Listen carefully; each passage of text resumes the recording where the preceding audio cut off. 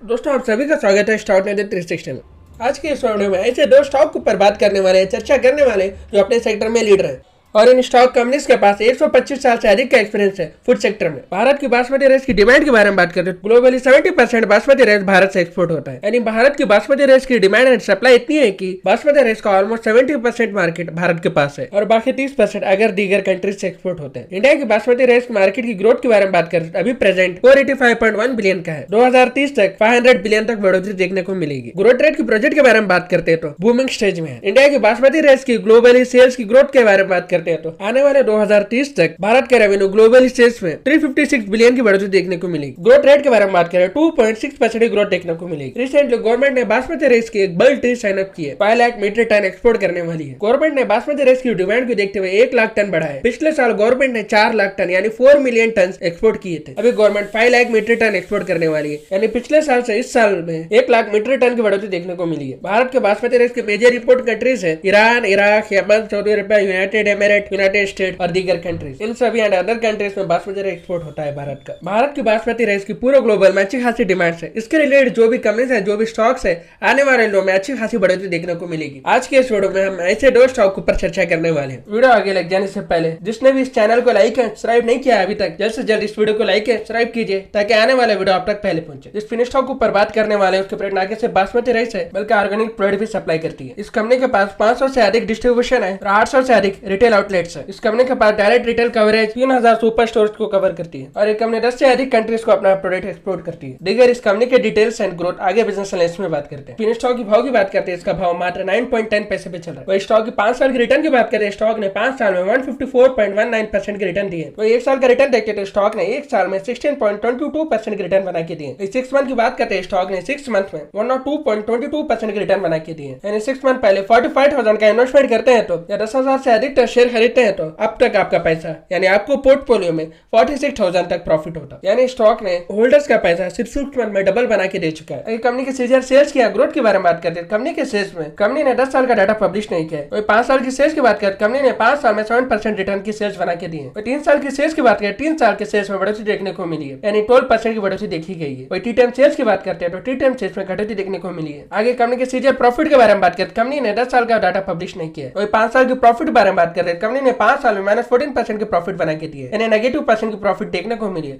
पर कंपनी के 3 साल में कंपनी ने अपने नेगेटिव से ओवरकम करते हुए 11% की प्रॉफिट देखी गई है। कंपनी के टी टाइम में अच्छी खासी प्रॉफिट में उछाल देखने को मिला है, यानी 107% का प्रॉफिट देखने को मिला है, यानी कंपनी की कमाई में अच्छी खासी उछाल देखने को मिली है। आगे कंपनी के प्रॉफिट एंड लॉस के ऊपर बात करते हैं। कंपनी की सेल्स देखते हैं 2019 से 2023 तक कंपनी के सेल्स में अच्छी खासी बढ़ोतरी देखने को मिली है, यानी 2019 में कंपनी की सेल्स 566 करोड़ की बढ़ोतरी देखने को मिली थी। वही 2023 की बात करते हैं, 2023 में 689 करोड़ की बढ़ोतरी देखने को मिली है। टीटीएम सेल्स की बात करें, टीटीएम सेल्स में 752 करोड़ की बढ़ोतरी देखने को मिली है। आगे कंपनी का नेट प्रॉफिट देखते हैं, 2019 से कंपनी का नेट प्रॉफिट 18 करोड़ देखने को मिला था। वही 2020 है 21 2023 से कंपनी के नेट प्रॉफिट में लगातार घटोतरी देखने को मिली है। कंपनी के 2023 के नेट प्रॉफिट के बारे में बात करते हैं, 8 करोड़ देखने को मिला। कंपनी के टीटीएम प्रॉफिट के बारे में बात करते हैं, टीटीएम प्रॉफिट में कंपनी ने 14 करोड़ की बढ़ोतरी दिखाई, यानी कंपनी ने पिछले साल से ओवरकम करते हुए कंपनी ने अच्छी खासी बढ़ोतरी दिखाई है प्रॉफिट में। कंपनी की बोरिंग की बात करते हैं, 2019 से कंपनी की बोरिंग में लगातार बढ़ोतरी देखने को मिली है। वही 2023 की बोरिंग के बारे में बात कर रहे हैं, कंपनी की 48 करोड़ की बोरिंग देखने को मिली है। कंपनी के मार्केट कैप के बारे में बात कर रहे हैं, कंपनी का मार्केट कैप 886 करोड़ का है, यानी ये कंपनी माइक्रो कैप कंपनी है। पीई रेशियो की बात कर रहे हैं, इस कंपनी का इंडस्ट्रियल पीई 36 टाइम्स है। वही स्टॉक पीई रेशियो इस कंपनी का 61.3 टाइम्स है, यानी इस कंपनी का पीई रेशियो इंडस्ट्रियल पीई से 2 टाइम हाई वैल्यूएशन पे ट्रेड कर रहा है। कंपनी की रिजर्व्स की बात करें, इस कंपनी का रिजर्व्स 146 करोड़ का है। कंपनी का बोरिंग से कंपनी का रिजर्व्स कंपेयर करते हैं तो कंपनी का बोरिंग ज्यादा है, पर कंपनी का इंटरेस्ट कवरेज रेशियो देखते हैं तो कंपनी का इंटरेस्ट कवरेज 1.55 टाइम्स है। जो भी कंपनी है, जिस कंपनी का भी इंटरेस्ट कवरेज रेशियो 1 टाइम से ऊपर रहता है वो कंपनी सेफ होती है। कंपनी का आरओसी एंड आरओई देखते हैं, कंपनी का आरओसी 8.12% है। वही कंपनी का आरओई 4.69% देखने को मिला है। कंपनी का डेब्ट इक्विटी देखते हैं तो कंपनी का डेब्ट 1.19 टाइम पे ट्रेड कर रहा है। मैं ज्यादातर ऐसी कंपनी ही प्रेफर करता हूं जिस कंपनी का डेब्ट 1 टाइम से नीचे रहता है, पर इस कंपनी का इंटरेस्ट कवरेज रेशियो से कंपेयर करते हैं तो आगे चलकर एक कंपनी डेब्ट फ्री कंपनी हो सकती है। इस कंपनी के प्लेज रेशियो के बारे में बात करें, इस कंपनी का प्लेज रेशियो 0 है। कंपनी के डिविडेंड के बारे में बात करें तो कंपनी ने अभी तक किसी को भी डिविडेंड पे नहीं किया, यानी इस कंपनी का डिविडेंड 0 है। जिस फिनिश स्टॉक कंपनी के ऊपर बात करते आ रहे हैं उस कंपनी का नाम सर्वेश्वर फूड लिमिटेड है। आगे कंपनी के बिजनेस एनालिस्ट के ऊपर बात करने से पहले यहाँ कोई बाई एंड सेल रिकमेंडेशन नहीं है, सिर्फ आपके एजुकेशन नॉलेज पर्पस के लिए। सर्वेश्वर फूड लिमिटेड ने 2004 से जम्मू एंड कश्मीर से अपनी शुरुआत, इसके बिजनेस के बारे में बात करते हैं। मैन्युफैक्चर करती है, ट्रेडिंग करती है, एक्सपोर्ट करती है basmati rice product. Sarveshwar food के बासमती राइस के प्रोडक्ट के दो मेन टाइप्स है, एक लॉन्ग ग्रेन राइस, एक फाइन टेक्सचर। आगे कंपनी के प्रोडक्ट के बारे में बात करते हैं। कंपनी के पास fully Indian traditional basmati rice है। इसके टाइप्स है 1121 basmati rice, Kosa basmati rice, Sharbati basmati rice, wheat flour. ये सभी कंपनी के मेन प्रोडक्ट्स हैं। कंपनी का नाम सिर्फ बासमती राइस का एक ही प्रोडक्ट है। कंपनी ने रिसेंटली एक नया प्रोडक्ट लॉन्च किया है जो है स्पेसिफिक प्रोडक्ट और इन एम्बार्क फूड्स के अंदर आता है, जो कि सर्वेश्वर फूड की सबसे बड़ी कंपनी है। कंपनी के नेटवर्क के बारे में बात करें, कंपनी के पास 500 से प्लस डिस्ट्रीब्यूशन है और 800 रिटेल आउटलेट्स है। एंड डायरेक्ट रिटेल कवरेज के बारे में बात करें, कंपनी के पास 3000 से अधिक सुपर स्टोरेज है। कंपनी ना सिर्फ सुपर ट्रेड में है बल्कि company e commerce and modern trade में भी है, यानी कंपनी ऑनलाइन बिजनेस भी करती है। एक्सपोर्ट के बारे में बात करते हैं, कंपनी 10 से अधिक कंट्रीज में एक्सपोर्ट करती है, जैसे USA, China, Middle East, Europe. इन सभी कंट्रीज में कंपनी का प्रोडक्ट एक्सपोर्ट होता है। आगे कंपनी का रेवेन्यू देखते हैं तो डोमेस्टिक 78% का रेवेन्यू जनरेट होता है, यानी इंडिया से ही 78% का रेवेन्यू जनरेट होता है। अदर एक्सपोर्ट से रेवेन्यू जनरेट होता है, यानी 22% एक्सपोर्ट से ही जनरेट होता है। मैन्युफैक्चरिंग कैपेसिटी के बारे में बात करते हैं, कंपनी के पास 350 plus MTP per day rice processing and packaging capacity रखती है। पिछले साल से कंपेयर करते हैं तो यानी पिछले साल कंपनी की कैपेसिटी 300 प्लस थी, अभी कंपनी की कैपेसिटी 350 यानी 50 प्लस की बढ़ोतरी देखने को मिली है rice processing and packaging. Company ने 2 नए एसएफएल चॉपर्स बनाए, यानी प्रिजर्वमेंट फैसिलिटी सेंटर। इसका use dry fruits and Apple preserve करने के लिए। कंपनी प्रोडक्ट डायरेक्टली फार्मर से कलेक्ट करके इन प्रिजर्व फैसिलिटी में अपना प्रोडक्ट प्रिजर्व करती है, जैसे dry fruits and apples. Company का खुद का ऑर्गेनिक स्टोर है और वो रन होता है निम्बर्क ऑर्गेनिक स्टोर नाम से। इसे रन करते हैं subsidised Himalaya bio organic food company. Nimbark organic food सभी ऑर्गेनिक फूड ऑफर करती है और इसके स्टोर ऑलमोस्ट सभी नॉर्थ इंडिया में, पंजाब में, दिल्ली एनसीआर और दीगर स्टेट में भी है। आगे कंपनी के शेयर होल्डर पैटर्न के बारे में बात करते हैं। प्रमोट के बाद 54.9% की होल्डिंग देखने को मिली। एफएस की होल्डिंग के बारे में बात करते थे, एफएस की होल्डिंग 1.05% की होल्डिंग देखने को मिली। अदर इंस्टीट्यूट की होल्डिंग के बारे में बात करें, अदर इंस्टीट्यूट की होल्डिंग 0 देखने को मिली। पब्लिक की होल्डिंग के बारे में बात करें, पब्लिक की होल्डिंग 42.2% की होल्डिंग देखने को मिली है। जो भी कंपनी अपना प्रोडक्ट डाइवर्सिफाई करती है, यानी वो कंपनी आगे चलकर मल्टीबैगर शेयर बनते हैं। यानी जो भी कंपनी अपने बिजनेस को डाइवर्सिफाई करती है, ग्रोथ दिखाती है कंटिन्यूअसली, वैसे ही कंपनी आगे चलकर मल्टीबैगर शेयर्स बनते हैं। आगे कंपनी के टेक्निकल एनालिसिस देखते हैं तो फंडामेंटल एंड टेक्निकल्स के ऊपर 63% पास रहा है। चार्ट पैटर्न के बारे में बात करें, 50 डीएमए 200 डीएमए देखते हैं तो 50 डीएमए स्टेबल मूवमेंट में मूव हो रहा है, वही 200 डीएमए अपट्रेंड शो हो रहा है। सपोर्ट और रेजिस्टेंस लेवल की बात करते हैं तो सपोर्ट लेवल इसका 7.30 है, वही रेजिस्टेंस लेवल के बारे में बात करते हैं, इसका रेजिस्टेंस लेवल 13.25। यदि ये स्टॉक अपने रेजिस्टेंस लेवल के ऊपर की क्लोजिंग देखा तो मुमकिन है कि 20% से अधिक की रैली देखने को मिलेगी। दूसरे स्टॉक के भाव के बारे में बात है, इसका भाव 202.40 पैसे पे ट्रेड कर रहा है। स्टॉक के 5 साल के रिटर्न के बारे में बात है, स्टॉक ने 5 साल में 470.14% की रिटर्न बना के दिए। 1 साल के रिटर्न के बारे में बात करें, स्टॉक ने 1 साल में 91.39% की रिटर्न बना के दिए। वही 6 मंथ के रिटर्न के बारे में बात है, स्टॉक ने 6 मंथ में 26.34% के रिटर्न बना के दिए। यानी स्टॉक ने होल्डर्स का पैसा ऑलमोस्ट डबल बना के दे चुकी है, यानी स्टॉक ने 1 साल में ऑलमोस्ट डबल बना के पैसा दे चुकी है। यदि आप पिछले साल पहले 1 लाख का इन्वेस्टमेंट करते हैं तो आपका पैसा 1 लाख से अधिक का प्रॉफिट होता है, यानी आपके पोर्टफोलियो में 1 लाख के अधिक का प्रॉफिट देखने को मिले। जिस स्टॉक ऊपर बात करते आ रहे हैं वो एलटी फूड लिमिटेड कंपनी है। एलटी फूड के मार्केट कैप के बारे में बात करते हैं, इस कंपनी का मार्केट कैप 7049 करोड़ का है। इंडस्ट्रियल पीओ रेशियो के बारे में बात करते हैं तो इंडस्ट्रियल पीओ 36 टाइम्स है। वही इस कंपनी का स्टॉक पीओ रेशियो के बारे में बात करें, इसका स्टॉक 12.3 टाइम्स है। इंडस्ट्रियल पे से कंपेयर करते हैं तो इस कंपनी का पीओ रेशियो बहुत सस्ता दाम में आपको मिल रहा है। कंपनी की ग्रोथ एंड फंडामेंटल देखते हैं तो इसकी ग्रोथ में अच्छे खासे बढ़ोतरी देखने को मिली है रिसेंटली। कंपनी के आरओसी एंड आरओई के बारे में बात करें, कंपनी का आरओसी 7.1 टाइम है। वही आरओई के बारे में बात करें 16.8 टाइम है। कंपनी के डेट इक्विटी के बारे में बात करें, कंपनी का डेट 0.32 टाइम्स है, यानी जिस कंपनी का भी डेट 1 टाइम से नीचे रहता है वो होती सेफ कंपनी होती है। जिस कंपनी का भी डेट 1 टाइम से ऊपर रहता है वो होती रिस्की कंपनी होती है। थोड़े कंपनी ऐसे होता है जिसका डेट इक्विटी 1 टाइम से ऊपर रहता है पर इसका इंटरेस्ट कवरेज रेशियो भी अच्छा खासा होता है, यानी 1 टाइम से ऊपर रहता है, तो इसलिए वैसे कंपनी अपने रेडार में रखता हूँ। ज्यादातर मैं प्रेफर करता हूँ 1 टाइम डेट इक्विटी के नीचे ही कंपनीज। कंपनी के रिजर्व्स के बारे में बात करें, कंपनी ने अपने रिजर्व अच्छे खासे मेंटेन किया, कंपनी ने 3000 से अधिक के अपने रिजर्व रखे। कंपनी के इंटरेस्ट कवरेज रेशियो के बारे में बात, कंपनी ने यहाँ पे अच्छे खासे अपना इंटरेस्ट रेशियो कवरेज किया है, यानी 9.97 इंटरेस्ट कवरेज रेशियो इस कंपनी का है। जिस कंपनी का भी इंटरेस्ट रेशियो 1 टाइम से ऊपर रहता है वैसे ही कंपनी मैं प्रेफर करता हूँ, पर यहाँ पे इस कंपनी का रेशियो 1 टाइम से अधिक है, यानी 9.97 इस कंपनी का इंटरेस्ट कवरेज रेशियो है। कंपनी की डिविडेंड देखते हैं तो शेयर होल्डर से ना कि सिर्फ शेयर मार्केट से पैसा कमाए बल्कि डिविडेंड से भी पैसा कमाए, ये दो तरफ से भी शेयर होल्डर्स को इस कंपनी ने पैसा बना के दिया, यानी इसकी डिविडेंड के बारे में बात करते तो 0.49% का इसका डिविडेंड है। प्लेज रेशियो के बारे में बात करें, इस कंपनी का प्लेज रेशियो 0 है। सर्वेश्वर का लिमिटेड का कॉम्पिटिटर फूड लिमिटेड है,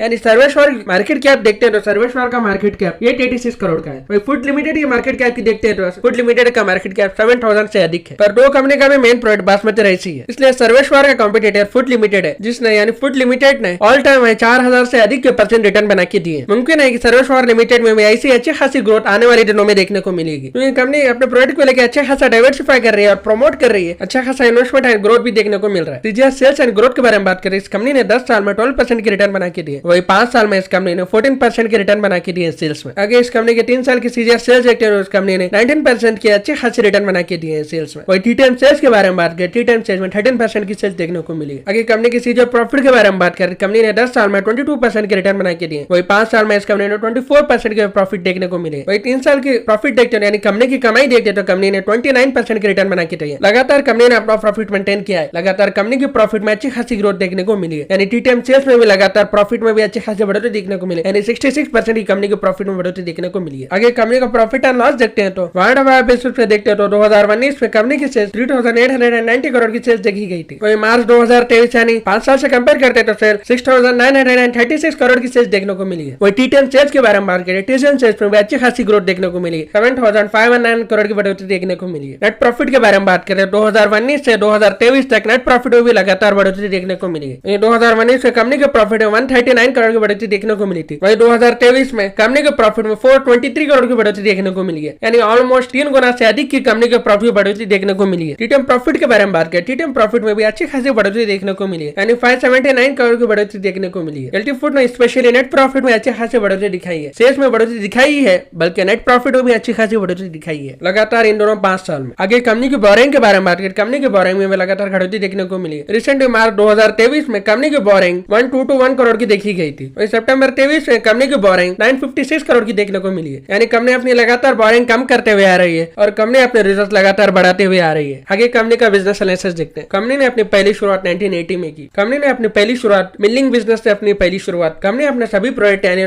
brand and non branded basmati rice product and manufacturing product सभी डोमेस्टिक एंड नॉन डोमेस्टिक यानी ओवरसीज मार्केट में भी अपना प्रोडक्ट सप्लाई करती है, और कंपनी खुद रिसर्च एंड डेवलपमेंट करती है खुद के राइस प्रोडक्ट के ऊपर। कंपनी के राइस प्रोडक्ट के बारे में बात करते हैं, कंपनी का rice product brown rice, white rice, steam rice, boiled rice, organic rice, quick cooking rice, ये सभी इस कंपनी के प्रोडक्ट है। कंपनी के सब्सिडाइज के बारे में बात करते हैं, नेचर बायो फूड लिमिटेड ये कंपनी की सब्सिडाइज कंपनी है। कंपनी के ब्रांड्स के बारे में बात करते हैं, कंपनी के बहुत से अलग अलग ब्रांड्स है, जैसे दावत, royal, heritage, Divya, gold seal, Indus village, 819 elephant and करी करी, एको लाइफ, ये सभी इस कंपनी के ब्रांड्स है। एलटी फूड के 2 मेन ब्रांड्स है, दावत एंड रॉयल। ये 2 ब्रांड बासमती राइस में 50% से अधिक का मार्केट एक्वायर कर चुके हैं भारत, ना कि सिर्फ भारत में बल्कि नॉर्थ अमेरिका में भी ये 30 से 50% से अधिक का मार्केट एक्वायर कर चुके हैं। कंपनी ने रिसेंटली एक नया प्रोडक्ट लॉन्च किया है, दावत कुकिंग रेड राइस के नाम से। यूएसए में भी कंपनी ने रिसेंटली 2 नए प्रोडक्ट लॉन्च किए, रॉयल आरटीसी वेरिएंट, व्हाइट कोसो एंड जलपिनो यूएसए में। कंपनी के रेवेन्यू के बारे में बात करें, बासमती एंड अदर पीसेस राइसेस से 84% का रेवेन्यू जनरेट होता है, वही अदर फूड एंड इंग्रेडिएंट्स से 90% का, कन्वीनियंस एंड हेल्थ से 2% का रेवेन्यू जनरेट होता है और अदर से 5% का। कंपनी के जियोग्राफिकल स्प्लिट के बारे में बात करते हैं, यूएसए से 41% का रेवेन्यू जनरेट होता है, वही इंडिया से 29% का, वही यूरोप से 17% का रेवेन्यू जनरेट होता है। मिडिल ईस्ट के बारे में बात करें, मिडिल ईस्ट से 6% का, रेस्ट ऑफ वर्ल्ड से 7% का। एक्सपोर्ट के बारे में बात करते हैं, कंपनी 78 कंट्रीज को अपना प्रोडक्ट एक्सपोर्ट करती है। आगे कंपनी के शेयर होल्डर पैटर्न के ऊपर बात करते हैं, कंपनी के शेयर होल्डर पैटर्न के बारे में बात करते हैं, प्रमोटर के पास 51% की होल्डिंग देखने को मिली है, और एफआईएस की होल्डिंग के बारे में बात करते हैं, एफआईएस के पास 5.14% की होल्डिंग देखने को मिली है, म्यूचुअल फंड के पास 3.48% की होल्डिंग देखने को मिली है, अदर इन्वेस्टर के पास 0.6% की होल्डिंग देखने को मिली है, पब्लिक के पास 39.76% की होल्डिंग देखने को मिली है। आगे कंपनी के टेक्निकल्स के ऊपर बात करते हैं, फंडामेंटल टेक्निकल्स के ऊपर 88% पास रहा है। जिस कंपनी के फंडामेंटल टेक्निकल बहुत ही स्ट्रांग होते हैं वो आगे चलकर मल्टी बैगर शेयर बनते हैं। इस कंपनी की ग्रोथ को देखते हैं तो इसका कॉम्पिटिटर हिंदुस्तान यूनिलीवर है। यूनिलीवर के भाव के बारे में बात है, इसका भाव 2263 करोड़ का इसका भाव चल रहा है। मुमकिन है कि आने वाले दिनों में एलटी फूड का भी भाव एलटी फूड की ग्रोथ को देखते हुए इतना बनना मुमकिन है। यूनिलीवर के ऑल टाइम हाई के बारे में बात करें, इस कंपनी ने 1000 से अधिक की रिटर्न बना के दिए। एलटी फूड के चार्ट पैटर्न के बारे में बात करें, 50 DME 200 DME up trend show हो रहे हैं। आगे कंपनी के सपोर्ट एंड रेजिस्टेंस लेवल के बारे में बात करें, इसका सपोर्ट लेवल यदि ये 215.40 के नीचे क्लोजिंग देगा तो मुमकिन है कि इसका पहला सपोर्ट लेवल 209.50 होगा। इसके रेजिस्टेंस लेवल के बारे में बात करें, यदि ये स्टॉक 221 पॉइंट से अधिक के ऊपर की क्लोजिंग देखने को मिलेगी तो मुमकिन है कि 11% से अधिक की रैली स्टॉक में देखने को मिलेगी। आज के लिए इतना ही, फिर मिलते हैं एक नए वीडियो के साथ।